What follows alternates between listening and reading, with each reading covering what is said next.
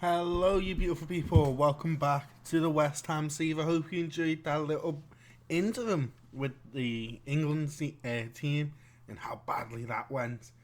I'm starting today on the coaching section. The scouting. Because the transfer window opens in not too long. And you may notice we have £81 million. And prior to about a week ago, we only had 35 mil. So what's happened? I'll tell you, no one got sold. It was actually from the board who are looking at our balance, and this is why I always try and be very smart with the money we spend, bringing in great players, but also selling for a hell of a lot of money. Because even though we've had a record-breaking transfer season, spending £160 million, bringing in 7 players, 6 on permanence, 1 on loan, signing 3 separate players for £255 million. 3 players, £255 million, and they've still said, no, we've got another £100 million in the bank if so needed. But let's talk about the results. So when we left off, we were all the way back at this game with Newcastle. So as you can see, we've played quite a lot of games. We drew 1-1 to Bournemouth, and there was definite worries in the squad. But we stuck with the tactic, we didn't tinker, and we tried to build up some familiarity. So, a 1-0 loss to Bayern, a very late goal from Leroy Sané, will be answered back by a 1-0 win with an early goal from Mohamed Kudus. Shakhtar Donetsk would be next in line, and they'd lose 4-1, goals from Christensen, Ferguson, Bowen and Vakov.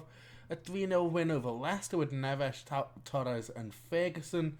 Pau Torres continuing to get the goals, as he would pop up here with one in the 2-0 win over Aston Villa.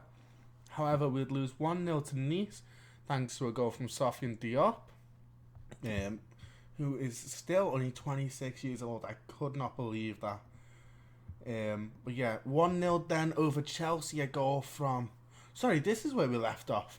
We beat Chelsea 1-0, so you've just seen a bunch of stuff you've already seen. 2-2 draw, and that was where we left off, sorry. It has been a while since I've done this. I've got to be honest, so hold by me.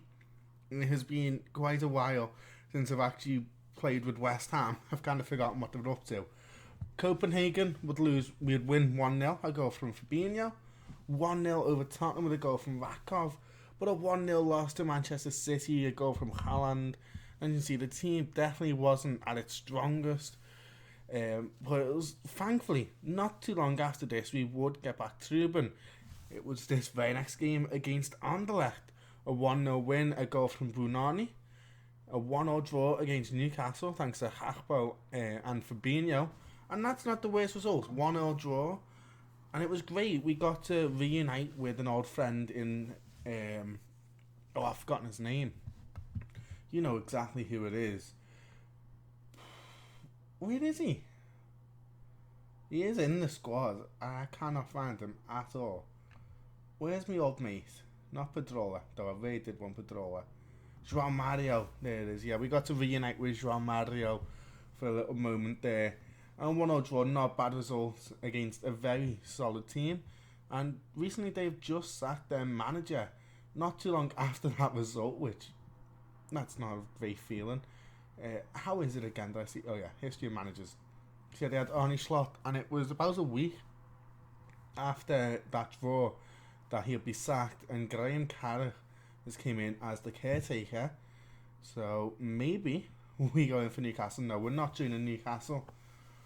But that's the story with Newcastle. We'll beat Leeds 1-0, goal from Florian Wirtz, and this would come from a slight change in tactics, and you'll see it definitely brought the most out of Wirtz as we win 2-0 against Wolves, goals from Borges and Wirtz, and a 4-0 win over Benfica with a slightly rotated squad, Aguirre, Bowen and Brunani with the goals. And this is the squad for now. We've got a little bit of an injury crisis. Souček, Fabinho, Evan Ferguson all a bit injured. Fabinho under the weather. Evan Ferguson rolled his ankle, and Thomas Souček twisted his knee maybe. But overall, we are actually looking quite strong. If you took McTominay out for Fabinho and were able to bring in Ferguson here, swapping out with that Javiri, maybe he'll be starting. this will be pretty much our first 11. However, for now, Victor Christensen off as he's got zero fitness. He also picked up an injury in that game we just won over Benfica. But we're playing Brighton today, who are down in 18th place in the league. That's the other one. 18th in the league with 11 points. We're in 8th, and things are going a lot better for us now. We're 6 points off of Tottenham in first place. United and City, even Everton, all have a game in hand and all have the chance to leapfrog Tottenham. But at most, we will be going 7 points behind Manchester United at the top. No, we're not. I was just about to say, where's Liverpool? Liverpool are up here. So Liverpool are 8 points. That makes a lot more sense. And we are joint on games there. So we can either stay in the 8-point range, we can move to 5 points, or we could go back down to about 11 points, which is where they were at before. But as you can see, they've had a much tougher run of games towards this latter half of the first half, with Chelsea, Everton, Tottenham all picking up points against them, and they would scrape by in a 1-0 win over Salzburg. So I'm not giving up faith on the possibility of winning the Premier League. That much is difficult, I'll agree with that, but it's certainly not impossible. I'm going to bring Souček out for Naya Fagir. You'll notice a couple of these players are wanted over in Saudi Arabia and England. There's definitely a lot of potential here to make a lot of money if we were to maybe rebuild this squad towards the idea of the 5-2-3 or move into something a little different here in January. So keep out. There's going to be a very big January transfer window in my opinion. But for now, let's get into this game against Brighton. We need a really good result and to keep the form flowing. As I do, I still believe we have the chance to win our Premier League at the end of the season. We are famously consistent at having a bad start, a great middle, and then a bit of a wonky end to seasons. So it's all about just trying to keep this run of form going for the rest of the season and not have that little sort of red patch towards the end. And here is Ward-Prowse, who's not having the greatest time at right wing back, but Bunani has started to really kick in. As you saw, scored against Benfica and now makes it 1-0 against Brighton. Gonçalo Borges has forced his way into the squad with his form last season prior to his injury, and he had a little bit of a complaint as Florian Wirtz was playing on that left wing over them, and Wirtz was having a very poor time on the left wing, so it made sense to move him out to the midfield, and Neves would come out of the squad entirely for Borges. Oh, that's nice work there by Petr Rakov, and it will be Rakov to drive forward. Easy save there for Verbruggen.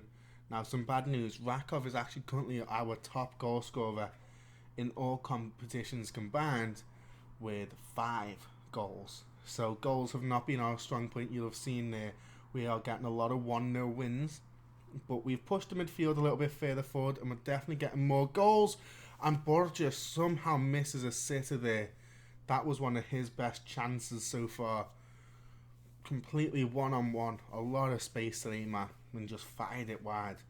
But the stats aren't lying. The numbers don't lie. We are looking like the much better team as that free kick does not trouble anybody. There's definitely a few players here in this Brighton side I could look at signing who would really strengthen the team. Daniel Bragança, obviously the number 1 option, but Adinkra and Buonanotte on the wings could also improve this squad. But I feel like we've had a really good transfer window. Now that those players have started to settle in, we had a bit of a Chelsea window where we kind of rebuilt with a bunch of younger players and a couple of veterans, and we didn't give them time to quite mesh together, as Rakov's going to come off for Kurush and Borges off for Echeverri, who, by the way, Manchester City are looking at signing him in real life in this January transfer window. They want to sign Claudio Echeverri, so FM got that one right. As Bragança, good save there by Trubin, and our uptick in form has definitely came with the return of Anatoly in between the sticks. Probably the best goalkeeper in the world right now. It certainly looks that way. Igor Buonanotte easy there for Bunani. Couple interesting names here on our wings. Echeverri, Bunani versus Adingra and Buonanotte. There's Brighton here playing nice football. The highlight immediately ends. I don't know why that's funny to me. Ain't Nori with a corner. I'd love to score this so we could make a change. Pau Torres and a really good save there by Verbruggen. Ain't Nori though not giving up, and it's just wide. Bob Verbruggen, a really good double save. Would you count that as a double save?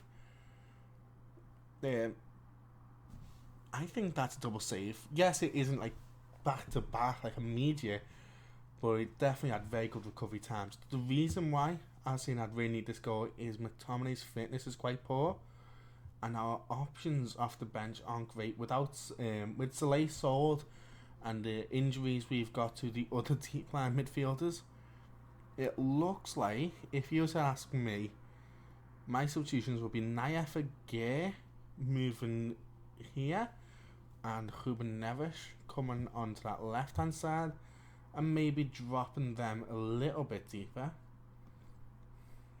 Is there someone who's a bit better? Pau Torres. I'll actually do that. Pau Torres playing in DM again at that left centre back position.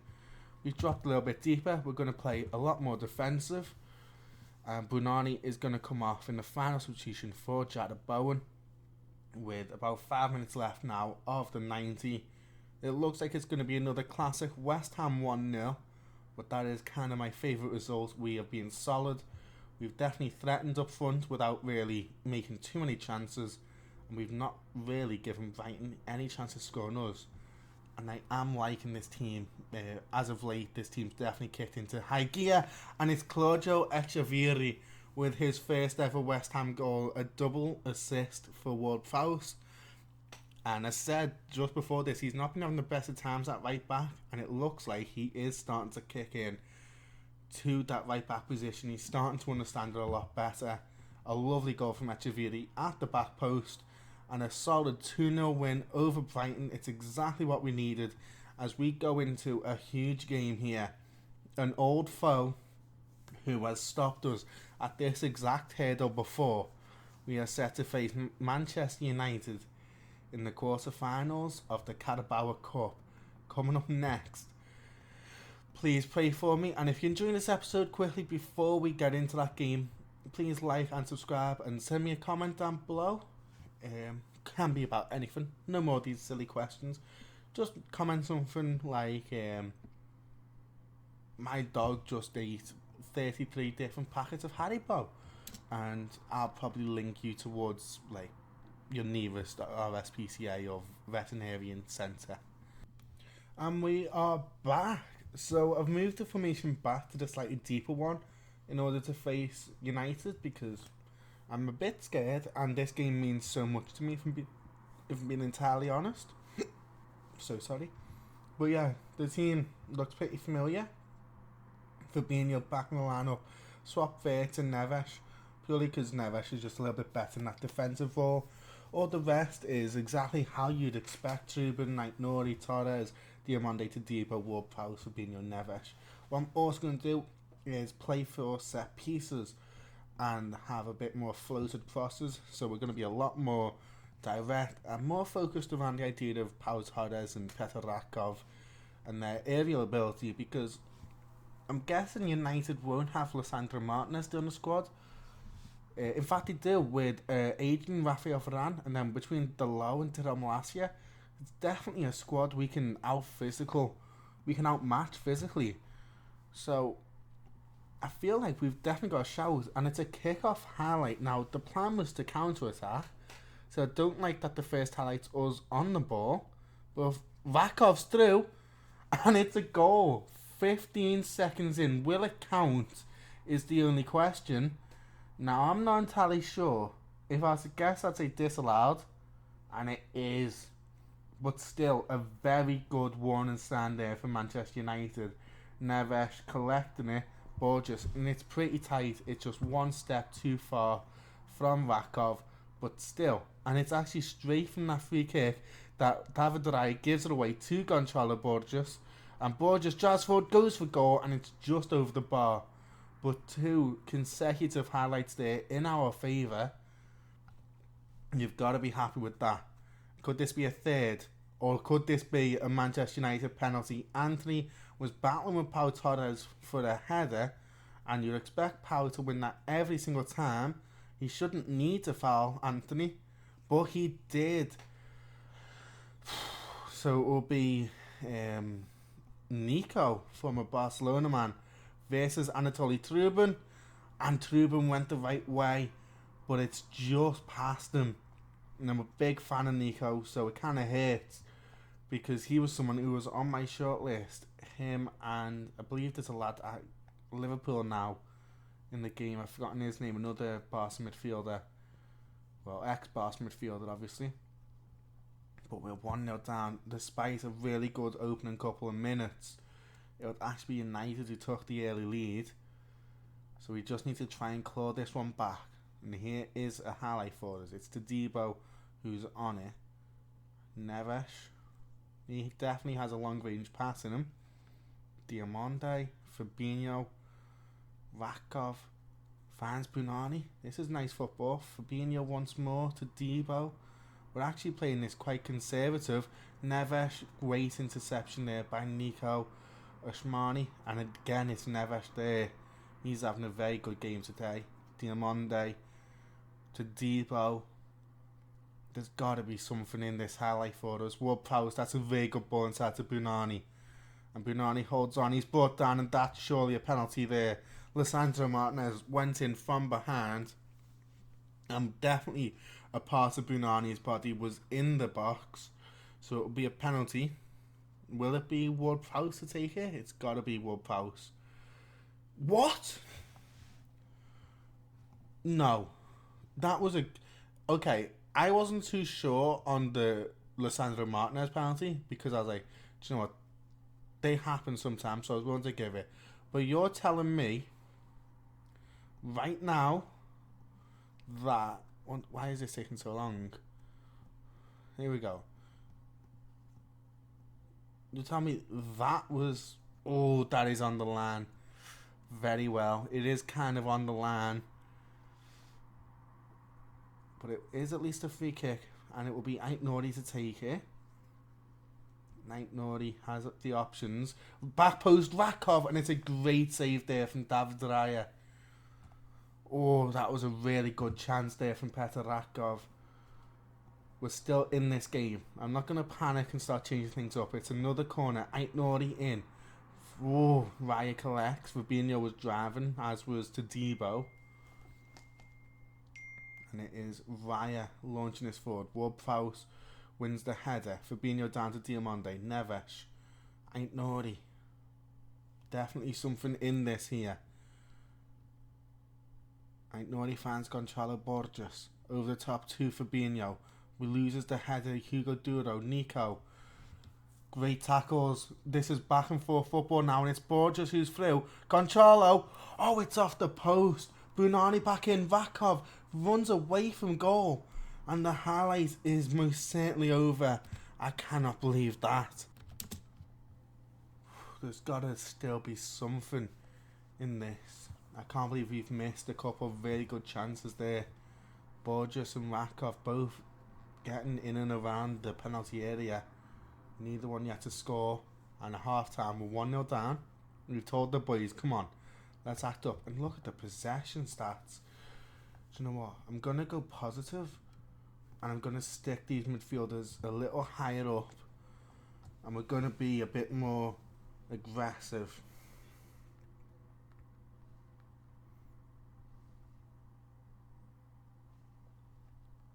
There's nothing happening. Well, we're going to need to make substitutions. Well, before we do, Ward-Prowse goes for goal. Good save there from David Raya. Let's make these substitutions. Brunani off.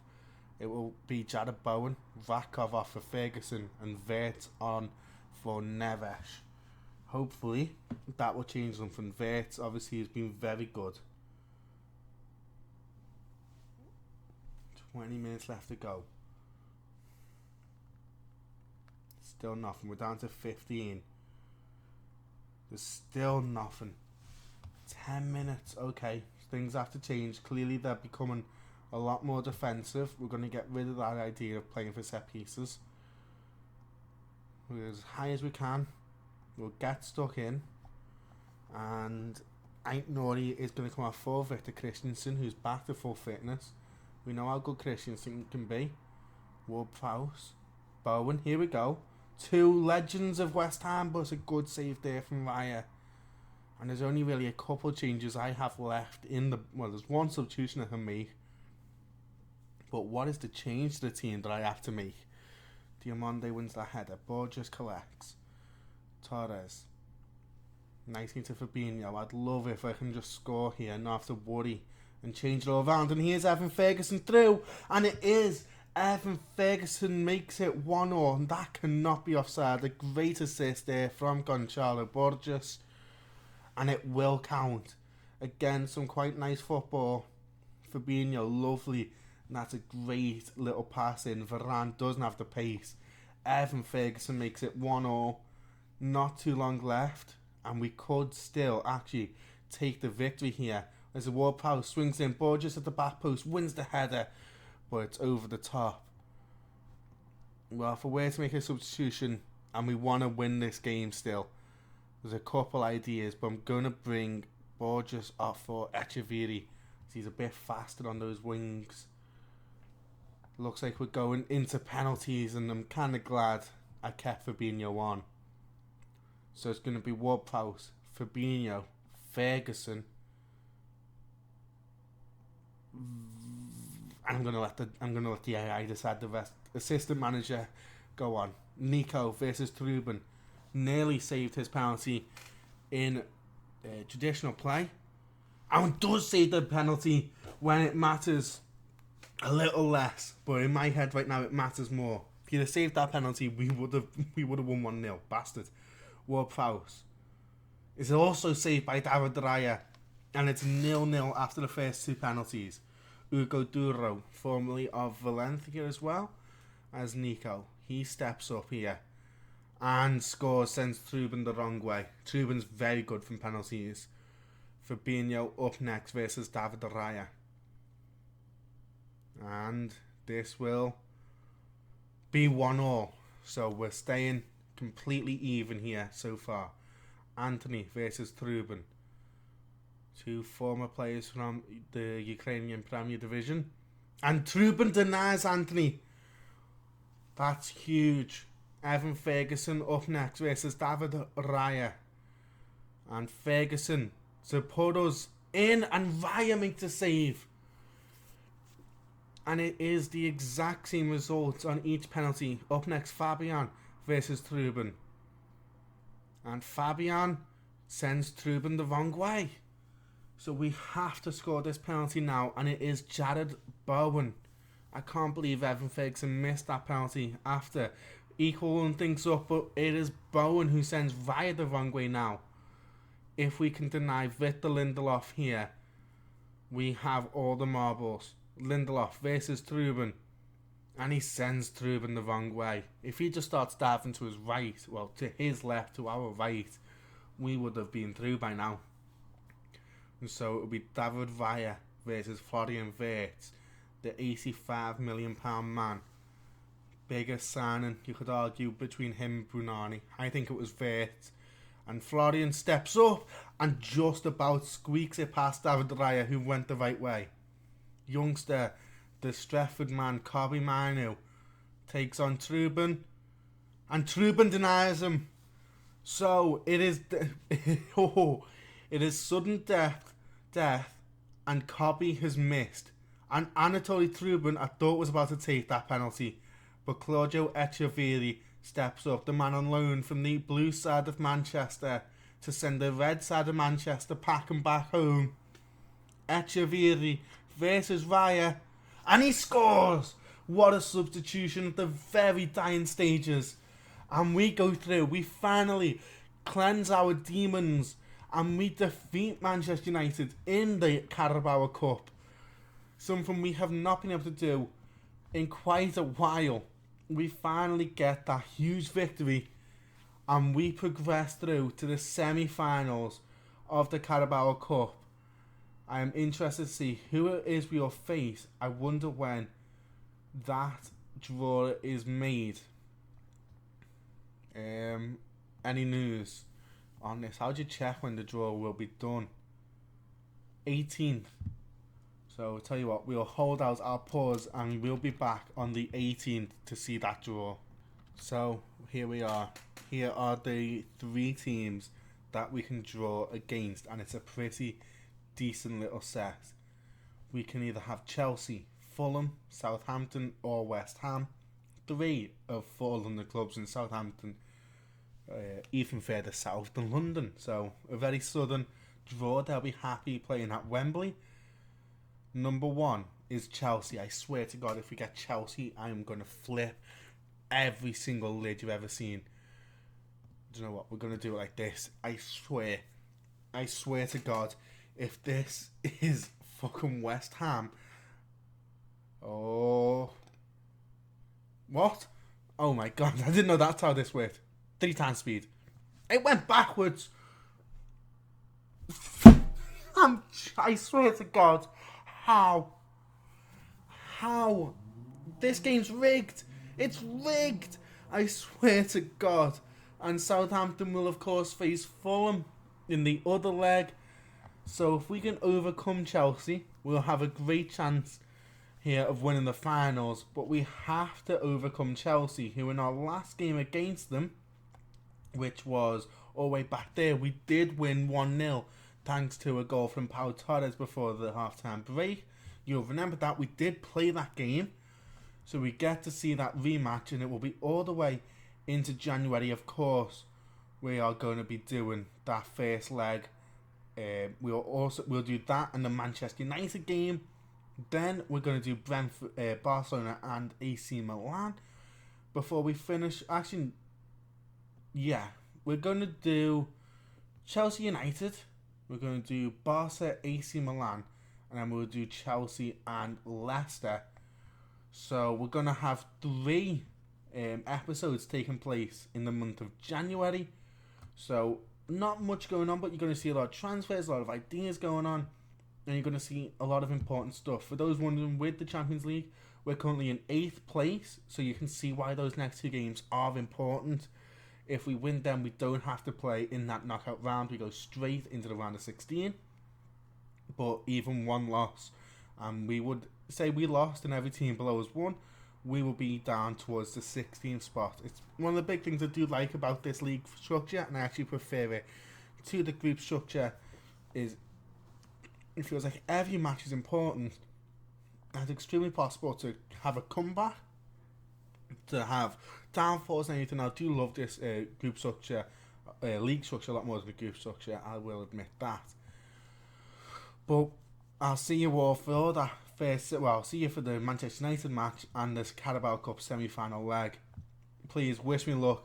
Thank you all. As I said, please like and subscribe, and I'll see you later. Bye bye.